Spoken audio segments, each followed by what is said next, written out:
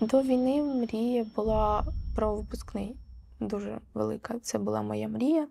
Это такой праздник, который случается один раз в жизни, который, так сказать, мы уже не повторим.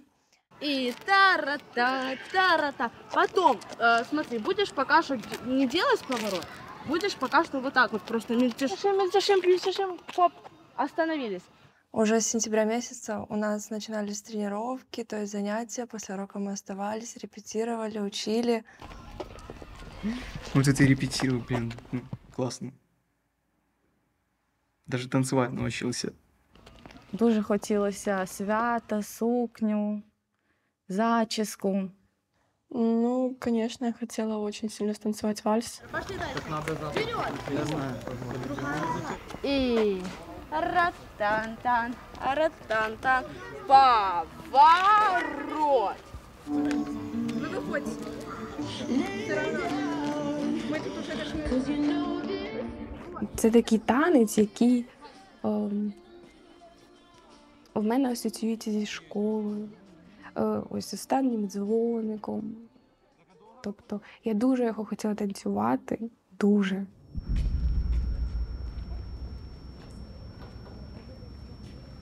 Ми дістались сюди під'їзними дорогами, узбіччя яких заміновані.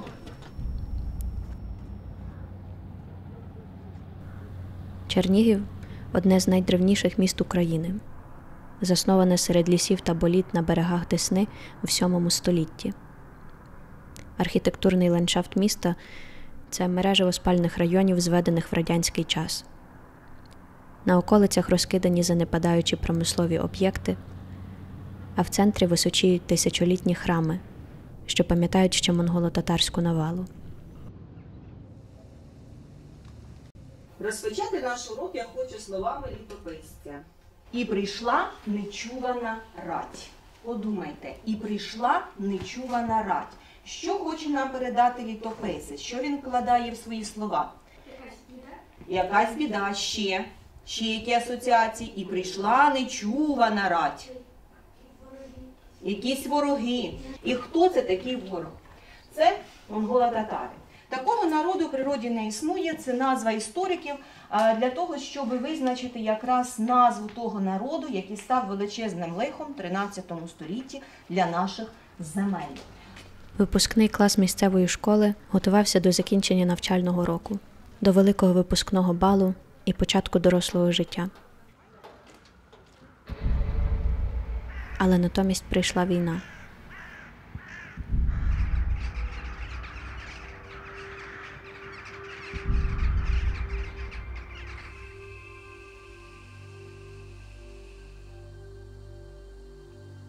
Я прокинулася вранці, я почала збиратися в школу, як звичайний день. Мама спить, татко поїхав на роботу в інше місто. Та він мені пише, що я їду додому, бо щось відбувається. І це дуже погано, щось серйозне. Я відкриваю вікно, бачу такий білий туман і ось цю гучну сирену. Людей немає, ось цей туман. Туман мені нагадує невідомість. Невідомість, ти просто не знаєш, що буде далі. Взагалі, що це таке? Я тогда подумал, что это просто учение, потому что нам в школе говорили, что будет проверка. Ну, я подумал, это проверочная, а потом пошел умылся, готовился к школе. Потом смотрим видео в Фейсбуке, и типа как русские танки входят в Черниговскую область. Люди просять зупинитись. Кидаються просто під колеса.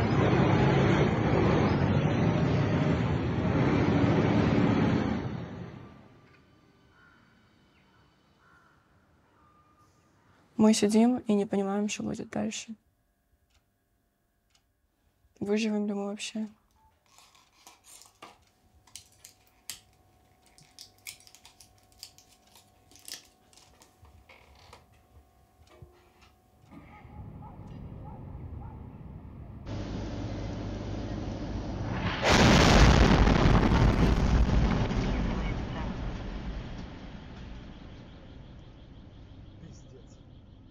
Тато стояв біля вікна, дивився в вікно, і просто в одну секунду все загорається оранжевим світлом, і просто починають вилітати вікна, двері.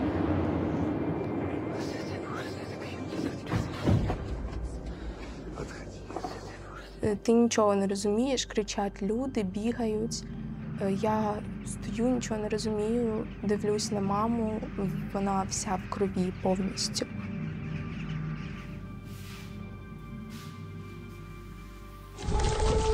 Все бежим. Зайчик. Все бежим.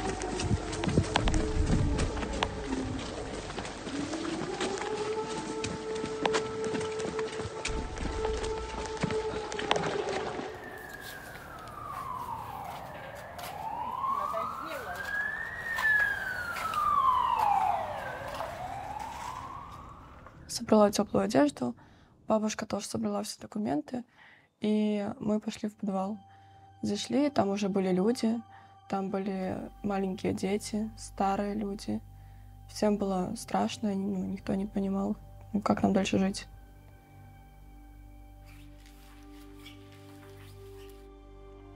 І ось бачиш ці стіни, і дуже було тяжко. Стіни підвалу.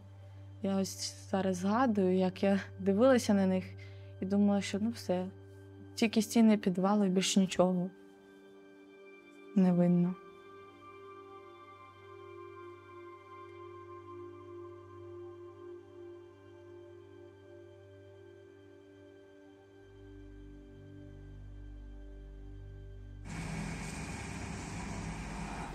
На початку березня Чернігів оточили російські війська.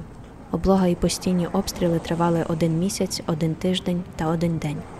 Місто поступово залишилось без електрики, води, пального. Припинилось постачання продуктів. Насувалась гуманітарна криза. І виїзд з міста був можливий лише з ризиком для життя, тому що евакуаційні колони розстрілювались.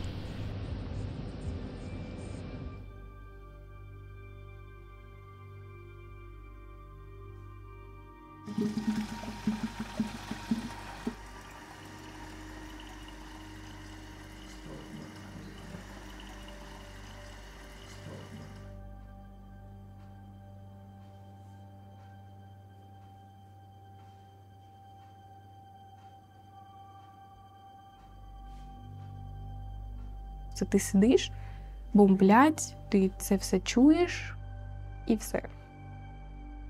Тобто життя, воно якби не продовжувалось, воно тупо стояло на одному місці, бо ніякого розвитку не було, нічого.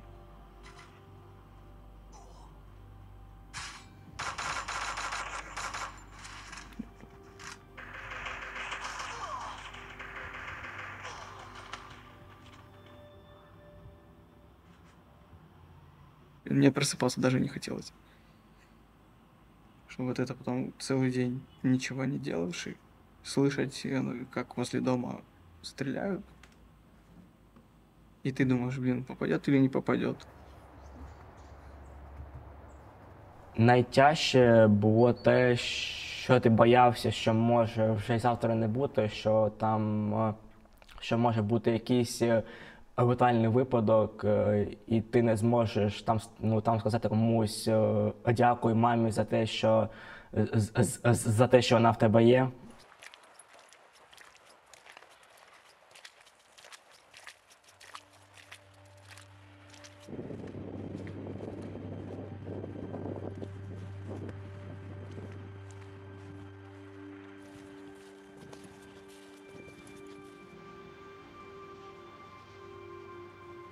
Поначалу магазины были открыты, а потом все позакрывалось.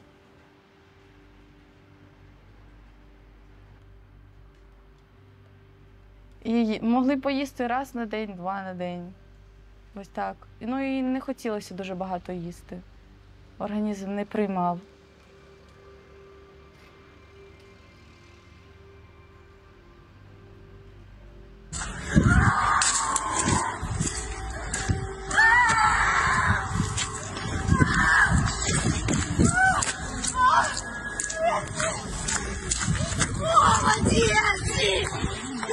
Где? Пизда, скорую, блядь. Бегом. Тато дуже боявся виїжджати. Мама сказала, ну все, ну ми їдемо, ну скільки може тут залишатися, ну багато людей виїжджають, будемо старатися виїхати.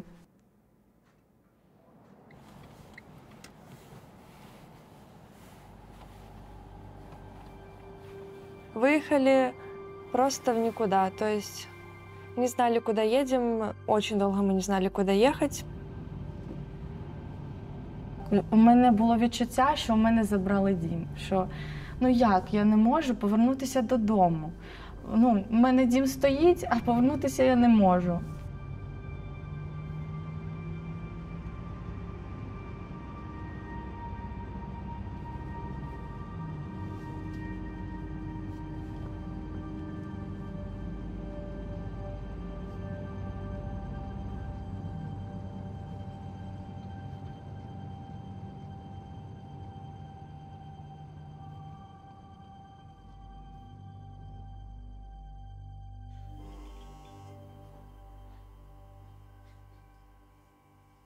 Місцеві чоловіки в перший день війни масово пішли до воєнкоматів, щоб отримати зброю і захищати місто. Також вони прийшли сюди, у музей війни, що знаходиться в підвалі 34-ї школи.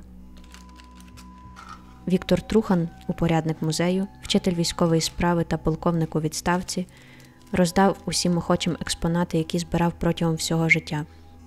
Роздавав рації Другої світової війни, трофейні шоломи, бронежилети і все, що може стати в нагоді в цей важкий час.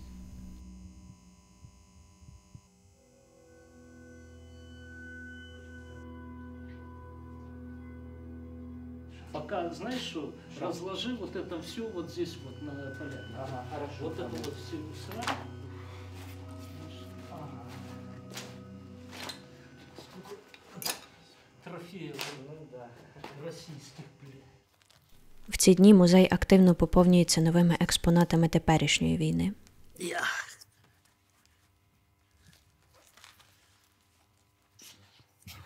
Где у меня гранаты? Вон слева есть он. Сейчас. Уже враг укомплектован. Ну да. Еще оборужим его, еще какие-нибудь штаны. Он автомат нужен. Да, еще какие-нибудь штаны ему надеть, да и все. Один з експонатів шкільного музею – це уламок з крила російського літака. Пілотом цього літака був такий собі Красноярцев. Ось ми можемо побачити його на фото разом з Путіним. 3 березня він скинув бомби на житлові будинки, в результаті чого загинули люди. А 5 березня його літак був збитий над містом. Красноярцев катапультувався і був взятий в полон українськими військовими. Давай, рассказывай. Имя, фамилия. Красноярцев? Да. Ты понимаешь, что между нашими народами с тобой, я с тобой на русском языке разговариваю, да? Да. Вот, вражда на столетие теперь. Понимаешь это или нет? Скажи. Да, понимаю. Ну и как из этого варианта выходить? Я не поддерживаю нашу политику, которая ведется сейчас. А почему ты прилетел тогда? Зачем ты бомбу кинул? Ты же видишь прекрасно, что это гражданские дома, правда? Да. Ну зачем ты работал по ним? Вот чисто по-человечески скажи мне. Вот представь себе, такие дети, как твои, как пацанов зовут, напомни твоих? Леонид, Матвей. Матвей и Леонид. Вот такие пацаны, как твои, Матвей и Леонид. Вот у меня в доме сидят, я там живу неподалеку, в подвале, понимаешь? Они боятся, они плачут. У меня дочка в первый день войны, когда вы стрельнули, кричала, в машине сидела, когда я пытался ее увозить. Понимаешь? А такой, как ты, пролетел, нажал на кнопочку, бомбочку бросил и улетел. Вот скажи, как мы можем к тебе относиться?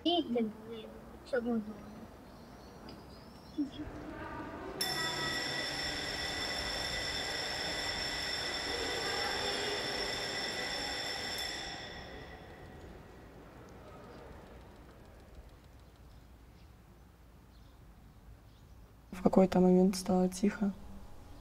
Так непривычно было.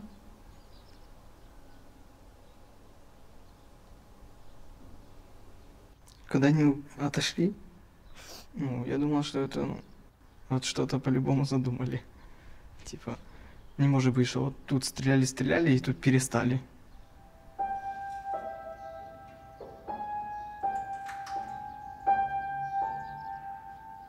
коли орки відійшли з міста, я якось почула якесь облегшення.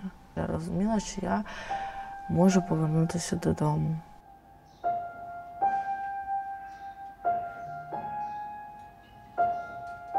Коли я повернулася в місто, то це були і сльози радості, і сльози печалі, тому що я повернулася додому. Я дуже рада, що я їду вже по своєму Чернігову рідному. Але бачити оці всі зруйнування, це було дуже, я навіть не знаю, це моторошно, дуже моторошно. Я розуміла, що там загинули люди, дуже багато людей загинуло. Так аж мурашки по коже были, когда это все видишь. То есть сразу вспоминается тот день, когда мы выезжали. За час активних бойових дій росіяни зруйнували близько 2800 житлових будинків, 27 шкіл та 37 дитячих садків. Пошкодили 3 лікарні. Загинуло близько 700 цивільних осіб.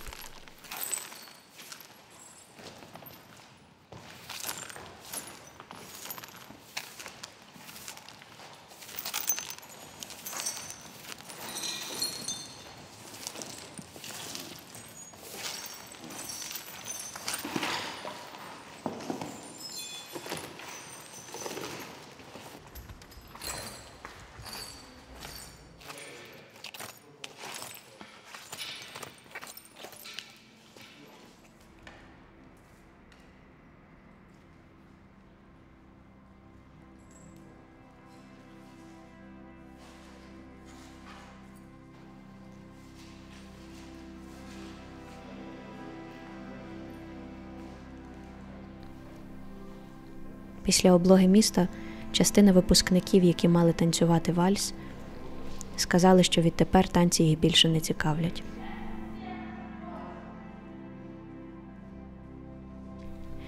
А хтось не танцював, бо їхній партнер чи партнерка виїхали за кордон і не повернулись.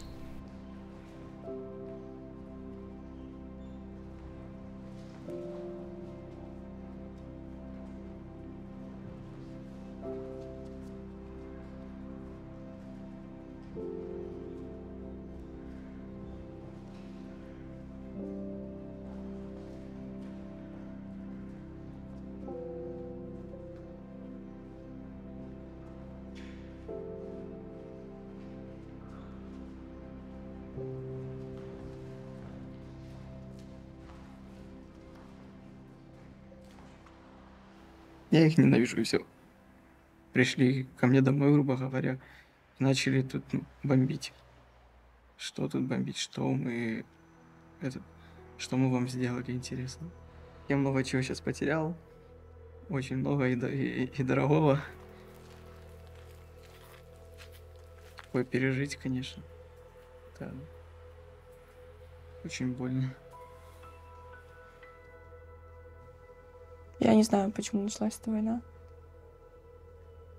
Возможно, просто президенту Росії захотілось нових територій. То вже в нього і так багато територій. Не знаю. Или, возможно, он за что-то мстит Украине. Не знаю, честно. Даже не представляю, за что можно так мстить. Одним просто з аргументів головних Путіна щодо війни в Україні є те, що вони начебто прийшли захищати російськомовних від угнітіння. Що ти думаєш про цю ситуацію? Тобто ти якраз є цією російськомовною людиною, яку вони начебто мали би захищати. То есть они, как такого не слышала, они защищают людей, которые здесь разговаривают на русском? Да, від українських нацистів. Но я считаю, это бред. Это абсолютный бред. Я разговаривал на русском, я разговаривал на украинском, мои друзья разговаривают на русском. В Украине спасать некого и нечего.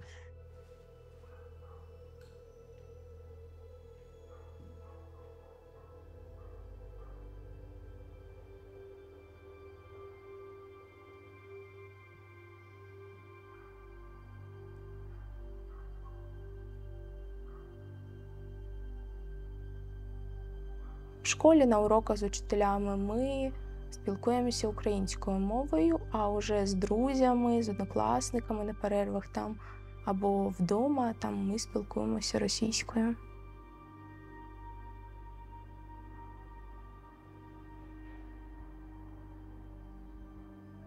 Як почалась війна, я вирішила, що російська мова це я не хочу розмовляти їй. Можливо, в майбутньому я повністю перейду на українську, але зараз я це роблю, але поступово. Тому що зразу, коли ти з дитинства розмовляла російською, а зараз перейти на українську, це вже якось дуже так складновато зробити. Але я хочу, щоб мої діти розмовляли тільки на українській мові. Тільки на українській мові. Я даже помню, когда-то хотела побывать в Москве. Сейчас мне стыдно за мои эти такие мысли. Никогда в жизни я бы не хотела побыть в этой стране, быть между этими людьми и иметь с ними что-то общее.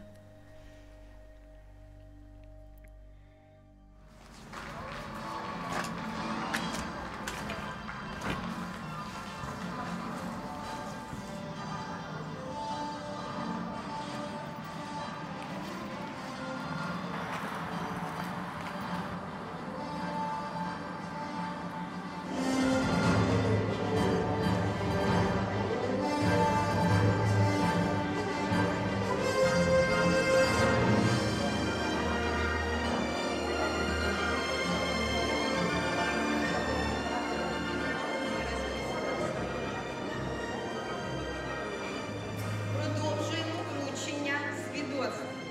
Балатвіна Ангеліна Сергіївна.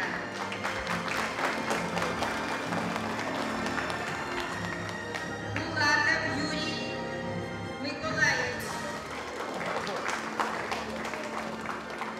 Науменко Анастасія Петрівна.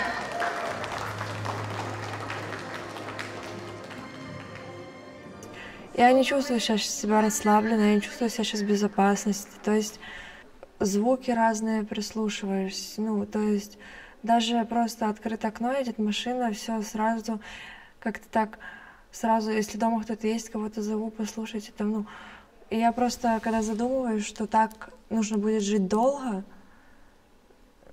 я не знаю, как так можно жить.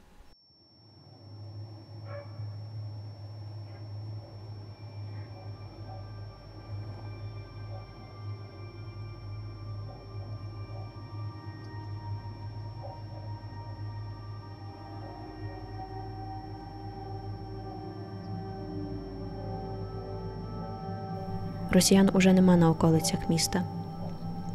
Але війна продовжується. Продовжується і життя в Чернігові. Але це вже інше життя. Воно ніколи не буде таким, як раніше.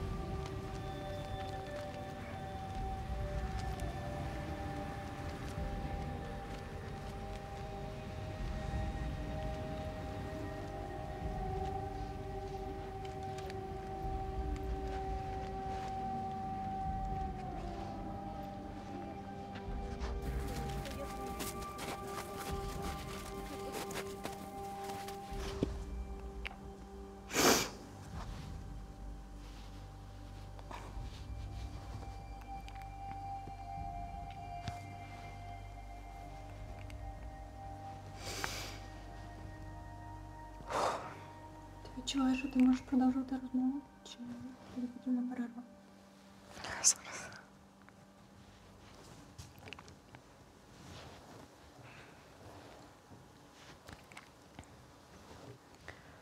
Все.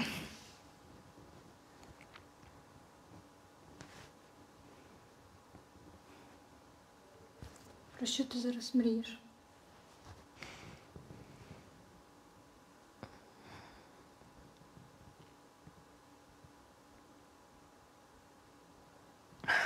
про життя.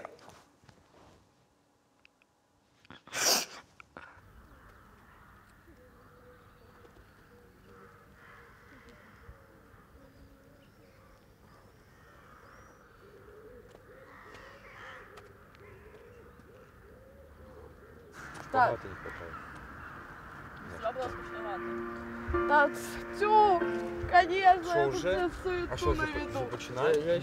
Да. Сейчас, подождите. Лена, не спеши. А может, чуть туда подвинуть? А что так тихо? Надо же веселее. А как оно работает?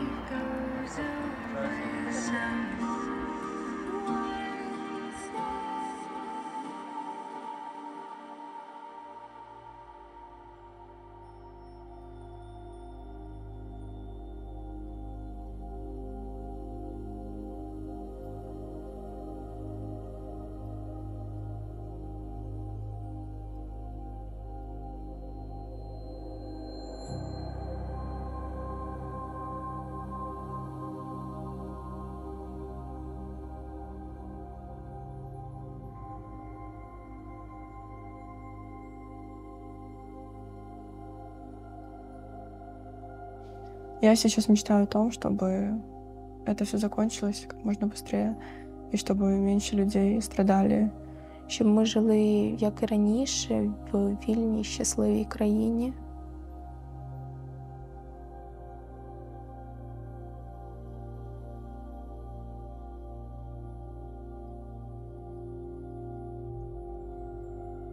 Хочу поступити, знайти роботу, створити сім'ю.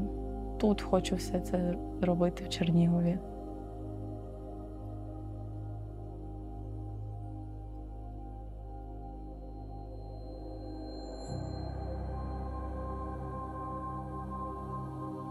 Я хочу залишитися тільки в Чернігові, все.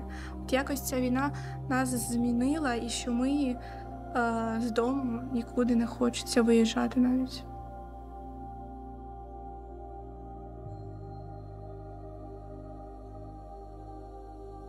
Щоб тут можна було спокійно жити, вільною людиною.